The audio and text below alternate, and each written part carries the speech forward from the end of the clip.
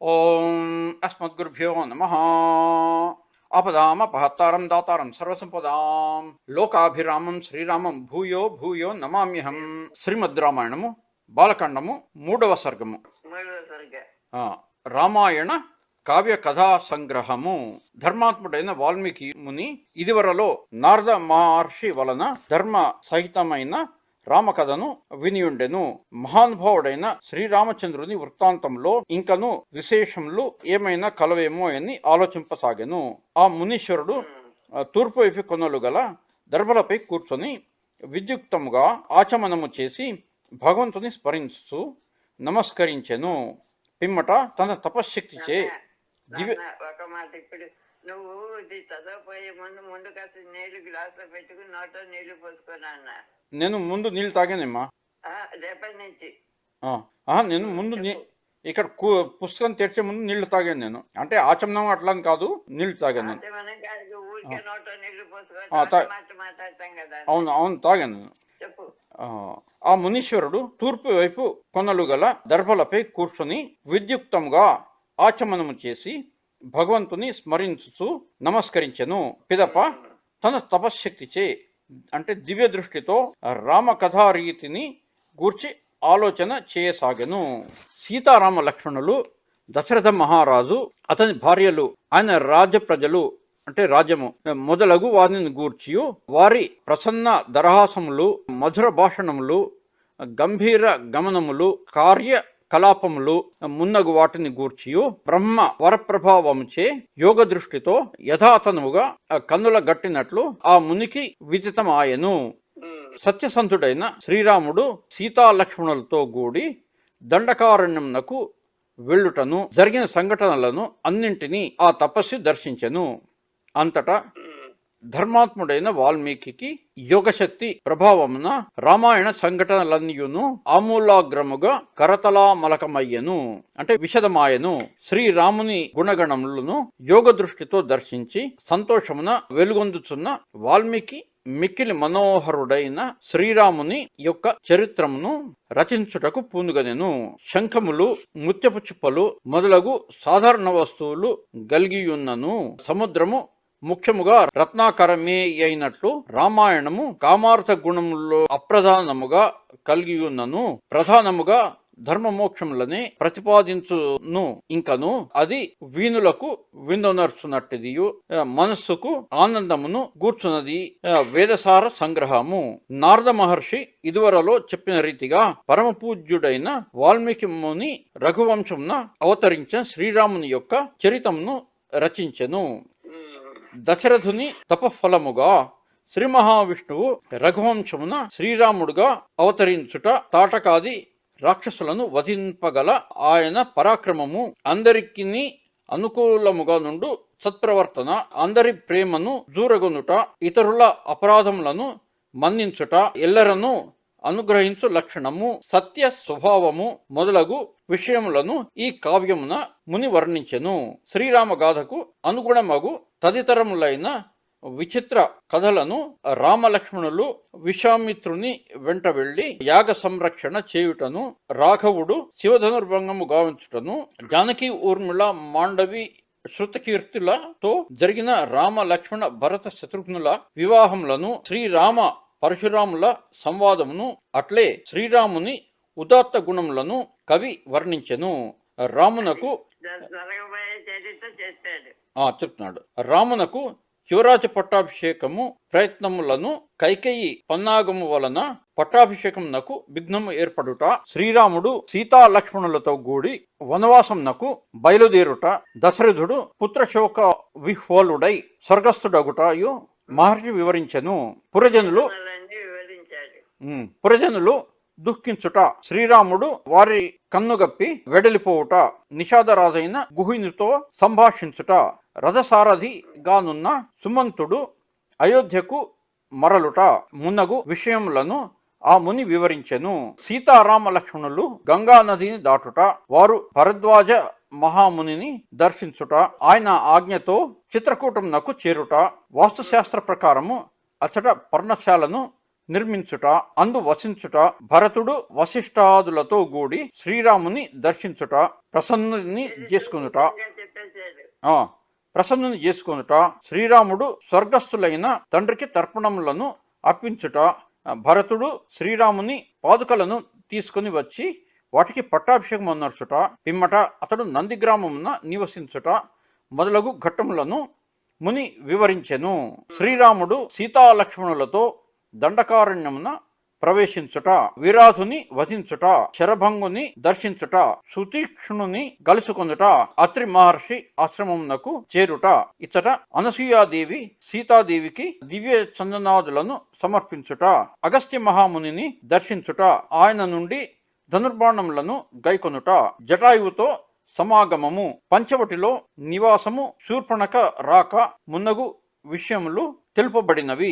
శూర్పణఖతో సంవాదము, ఆమె ముఖచెవులను ఖండించుట, రాముడు కరదూషణ త్రిశూరులను సంహరించుట, రావణుడు మారీచునితో కూడి పంచవటి చేరుట, శ్రీరామునిచే మారీచ సంహారము, రావణునిచే సీతాపహరణము, శ్రీరాముడు సీతాదేవికై విలపించుట, జటాయు మరణము మొదలగు అంశములు వివరింపబడినవి.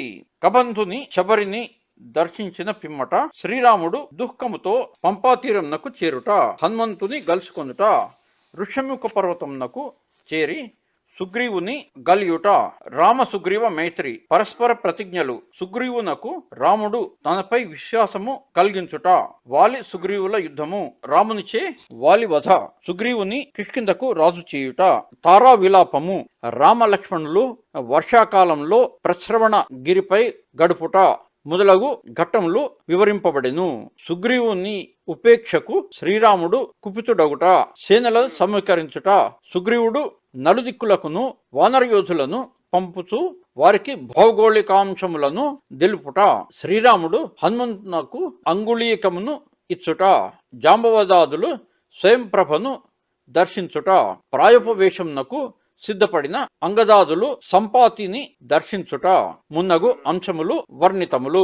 మహేంద్రగిరి నుండి హనుమంతుని సముద్ర లంఘనము, సముద్రుని ప్రేరణతో మైనాకుని ఆతిథ్య ప్రయత్నము, సురసను జయించుట, సింహికను వధించుట, లంకామలయ పర్వతముల దర్శనం. ఎవరు వధించటం? సింహికను చంపుతాడు కదా ఆంజనేయ స్వామి. సింహిక సముద్రంలో వెళ్తున్నప్పుడు ఆయన నీడని బట్టి ఆయన లాక్కుంటుంది కదా ఒక రాక్షసి, ఆ సింహికని, అవునవును, ఆ సింహికని చంపుతాడు కదా, అది వర్ణించారు అనమాట. అది అంటే ఇక్కడ మొత్తం అన్ని ఒక టూకీగా చెప్తున్నాడు అనమాట.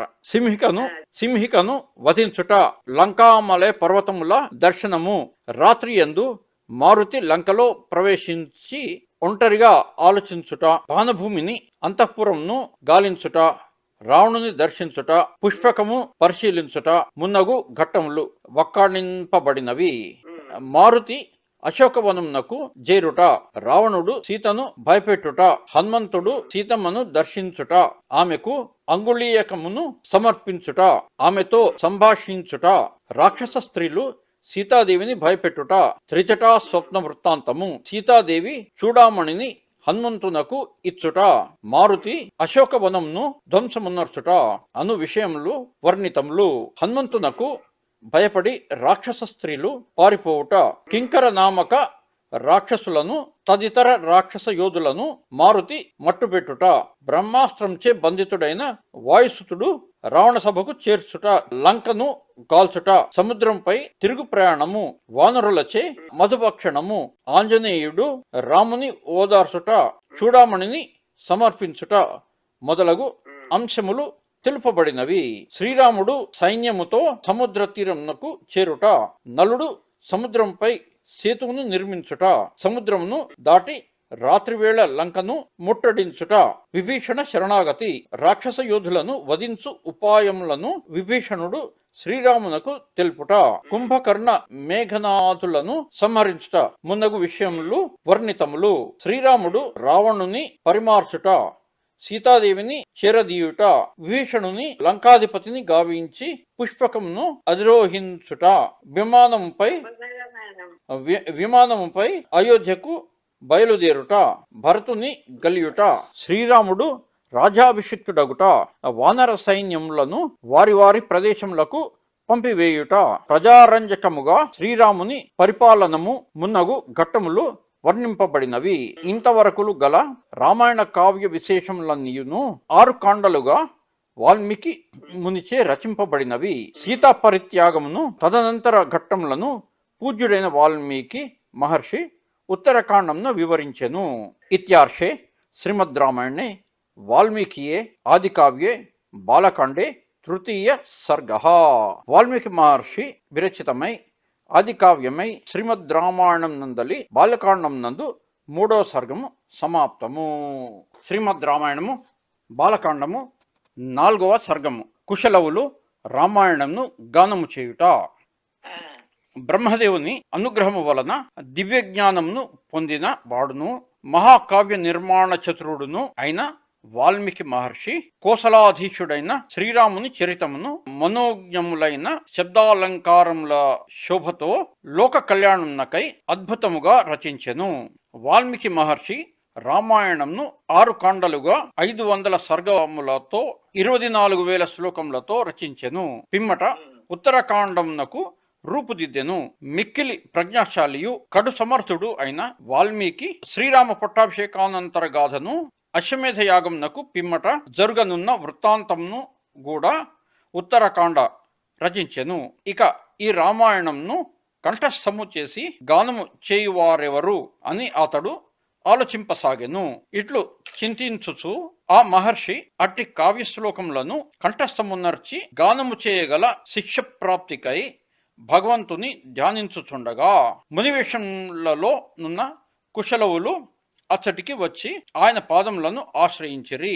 గురు శుశ్రూష చేయుటలో నిరతులును అధ్యయనము పూర్తియగు వరకును స్థిరమైన నిష్ట కలిగిన రాజకుమారులను మంచి విద్యార్థులుగా ప్రసిద్ధికెక్కిన వారును సమాన స్థాయిలో గానము చేయగల సోదరులను అంటే కంఠములు కలిసిన వారును చక్కని గాత్రము గలవారును తన ఆశ్రమవాసులను అయిన ఆ లవకుశులను మహర్షి చూచెను. వారు రామాయణను గానము చేయుటకు సమర్థులు అని తలంచెను.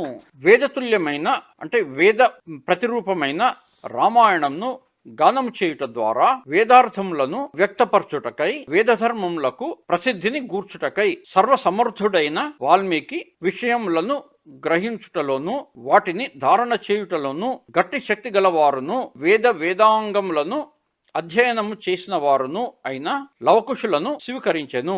ఈ రామాయణ మహాకావ్యమున ముఖ్యముగా శ్రీరామ వృత్తాంతము, సీతాచరితము, రావణవధ వర్ణింపబడి ఉన్నందున దీనిని రామాయణము అనియు సీతాచరితము అనియు పౌలస్య వధము అనియు పేర్కొనవచ్చును.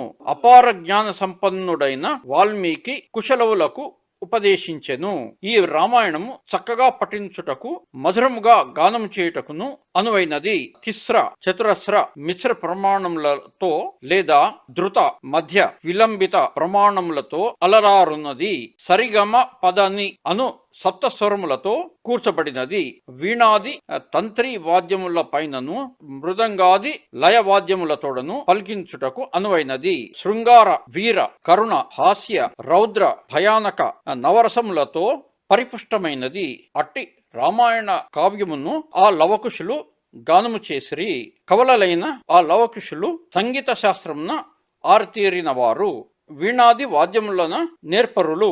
మంద్ర మధ్య తార స్థాయిలలో గానము చేయుటకు ఎందును నిపుణులు. కమ్మని కంఠము కలవారు. మనుష్య వేషంలోనున్న గంధర్వుల వలె ఒప్పుచున్నవారు. అభినయించుచు పాడుటలో కుశలురు. మృదుమధురముగా భాషించుటలో చతురులు.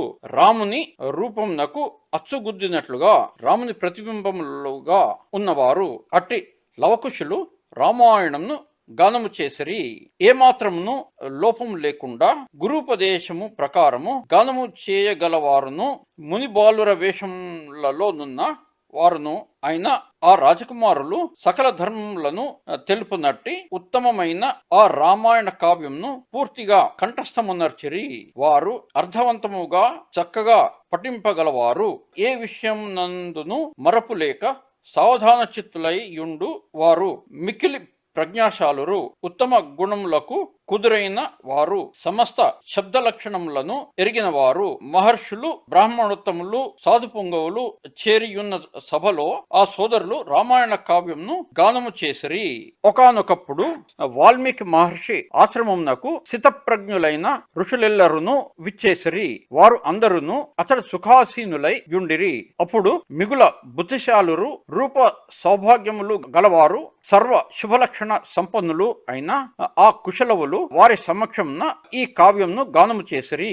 ఆ సభలోని ముందులు అందరును ఆ కావ్య గానమును విని పరమాశ్చర్య భరితులైరి. వారు ఆనందాశ్రవులతో బాగు అనుసు ఆ లవకుశులపై ప్రశంసల జల్లు కురిపించిరి. ఏమాత్రము మాత్సర్యము లేనివారు, గానానందంన పొంగిపోయిన వారు అయిన ఆ ముందులు అందరును గాన మధురిమలచే ప్రశంసార్హులైన కుశలవులను ఆహా, ఈ గాన మాధుర్యము అత్యద్భుతము అని మెచ్చుకొనుచు శ్లోకముల రచనా వైశిష్ట్యము ఇంకను ప్రశంసనీయము, ఇది మున్నెన్నడో జరిగిన వృత్తాంతమే అయినను నేడు కన్నులకు గట్టినట్లున్నది అని కొనియాడిరి. ఆ లవకుశులు ఇద్దరును శ్లోకంలోని భావములను రసములు చక్కగా వ్యక్తమగుతున్నట్లుగా లయబద్ధముగా సప్త స్వర సంపదతో రాగయుక్తముగా మధురముగా గానము చేసిరి. తపోధనులు మహాత్ములు అయిన ఆ మునుల ఆనంద పార్వశ్యములను మధురముగా గానము చేయసాగిరి. వారి గానమునకు ఆనందించిన అతటి మునులలో ఒకరు వారికి కలశమును బహుకరించెను. వాసికెక్కిన మరి ఒక మహర్షి ప్రసన్నుడై వల్కలములను, ఇంకొకరు జింక చర్మమును, వేరొకరు మోంజిని అంటే దర్భ మొలతాడును, మరొకరు కమండలమును, యజ్ఞోపవీతమును వేరొకరు బహుమతిగా ఇచ్చిరి. ఒకరు మేడిపీఠమును, దానిపై అందమైన మెత్తని ఆసనమును, మరి ఒకరు జపమాలను, వేరొకరు కౌపీనమును బహుకరించిరి. అట్లే ప్రసన్నమైన మనస్సుతో ఒకరు గొడ్డలిని, వేరొకరు కాషాయ వస్త్రములను, ఉత్తరీయంను, మరి ఒకరు జటాబంధమును, మరొకరు కాష్టరాజ్యువును, యజ్ఞపాత్రను, మరొకరు సమిధలను కానుకగా సమర్పించిరి. పిమ్మట సభలో మహర్షులు అందరూ స్వస్తివాచకములతో వారిని ఆశీర్వదించరి, వరములను ఇచ్చిరి. వాల్మీకి మహర్షి విరచించిన ఈ మహాకావ్యము మిక్కిలి అద్భుతావహముగా ఉన్నది. మొదటి నుండి చివరి వరకు ఏమాత్రము కుంటుపడక పూర్తిగా రచింపబడిన ఈ కావ్యము కవీశ్వరులకు అందరికీ మిక్కిలి ఆదర్శప్రాయమైనది. ఓ గానకోవిదులారా, మీ కావ్యగానము అద్భుతముగా ఉన్నది. అది ఆయుర్వృద్ధికరమైనది, పుష్టిని గూర్చున్నది, ఎల్లరకును కర్ణపేయమైనది. ఈ కావ్యమును మీరు మధురముగా ఆలపించితిరి అని అచ్చటి వారు అందరూ వారిని ప్రశంసించిరి. ఒకానొకప్పుడు వీధుల యందును రాజమార్గముల యందును గానము చేయుచున్న ఆ లవకుశులను భరతాగ్రజుడైన శ్రీరాముడు తిలకించెను.